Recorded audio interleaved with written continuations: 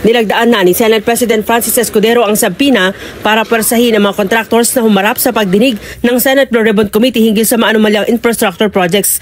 Kasama sa pinaharap sa investigasyon, sina Luisito Tiki, ang presidente ng LR Tiki Builders Inc., si Zara Discaya, ang pangulo ng Alpine Omega General Contractor and Development Corporation, Lawrence Lubiano, ang pangulo ng Centerways Construction and Development Inc., Edgar Acosta, presidente ng Hightone Construction and Development Corporation, Marjorie Samidan, authorized managing officer ng Samidan Construction. Kasama rin sa pinaharap sa investigasyon, sina Romeo Miranda, presidente ng Royal Crown Monarchs Construction and Supplies Corporation, si Maria Roma Angeline Rimando, ang pangulo ng St. Timothy Construction Corporation, Aderma Angeli Alcazar, ang presidente ng Sunwest Corporation, Yumir Villanueva ng Top Notch Catalyst Builders, at Mark Alan Arevalo, ang general manager ng Wawa Builders. Ayon kay Senate Blue Ribbon Committee Chairman Rodante Marcoleta, itutuloy ang pagdinig sa maanumalyang kontrata sa Lunes, September 1. Kabilang sa mga isinampina ng komite ang may-ari ng Wawa Builders na nakakuha ng bilyon-bilyong pisong kontrata sa Bulacan pero walang nagawang proyekto. Isinulong ni Senador Jinggoy Estrada ang pagpapaaresto sa mga kontraktor sakaling muling isnabin ang pagdinig ng Senado.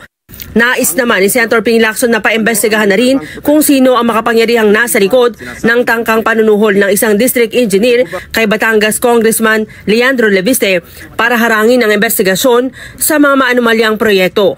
Ayon sa senador, tila nagsisilbi ng bagman ng malalaking contractors ang mga district engineers ng DPWH. Naniniwala si Lacson na may malaki pang tao na nasa likod ng naarestong si Engineer Abelardo Calalo, ang district engineer sa Batangas.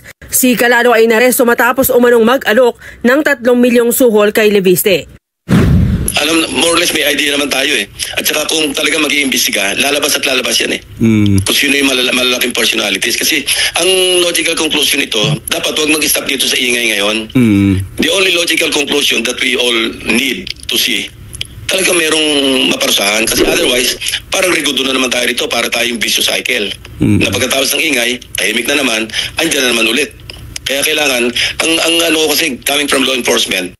Pinuri naman ni Lacson si Leviste dahil sa kanyang integridad at idealismo matapos ipaaresto ang engineer na nagtangkang manuhol sa kanya.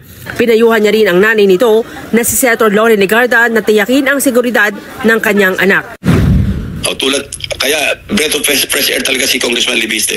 Kasi unusual fit ito. This is not so usual or ordinary for an neophyte congressman to, set the example na pwedeng may magawa para talagang parang nip in the bud, so to speak. Sir, balikan ko lang kay... Hiniling na ni Lacson sa Malacanang na palawakin pa ang sumbong sa Pangulo website para masaklaw pa ang iba pang infrastructure projects na posibleng nagkaroon din ng anomalya, hindi lang ang mga flood control projects. Malaki anyang naitulong ng website ng Pangulo para mabilis nilang matonton ang mga proyekto ng gobyerno, lalo na mga ghost projects na napondohan na ng pamahalaan.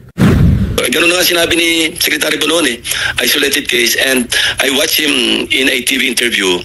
Dinidebunk niya pa yung ghost project doon sa Sitio Dike. Sabi niya, mali-mali raw, miscommunication, parang sinasabi niya, hindi totoong may ghost project doon sa Sitio Dike dahil sa report daw niya wala. Hindi niya alam yung aming mismong record culled from the DPWH website as well as doon sa sumbong sa Pangulo website. Malinaw yun na nandun yung description ng project.